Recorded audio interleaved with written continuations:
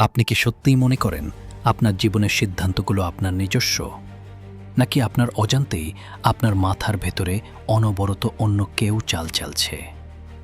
আমরা দেখেছি একটা পরিবার কিভাবে ছাই হয়ে যায়, একটি দেশ কিভাবে পঙ্গু হয়, কিন্তু শরীর পঙ্গু হওয়ার অনেক আগেই আপনার চিন্তা করার স্বাধীন ক্ষমতাকে কে হাইজ্যাক করে নিচ্ছে?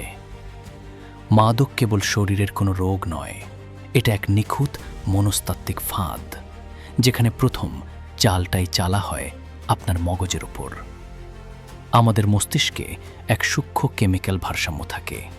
ডিপ্রেশন, ট্রমা কিংবা একাকিত্বে ডুবে থাকা একটা মন যখন একটু স্বস্তি খোঁজে, তখনই মগজে হানা দেয় এই অদৃশ্য শত্রু। প্রথমবার কেমিক্যালের স্পর্শে ব্রেইন এক কৃত্রিম আনন্দের সাগরে ভেসে যায়।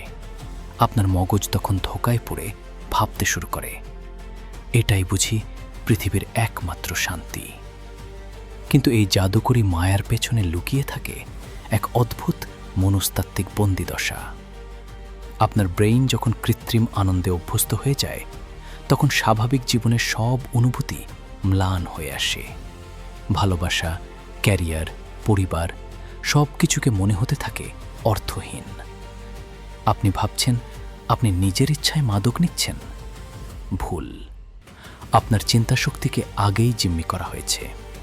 আপনি তখন আর নিজের নিয়ন্ত্রক নন, স্রেফ কেমিক্যালের ইশারায় নাচতে থাকা এক অবশ পুতুল।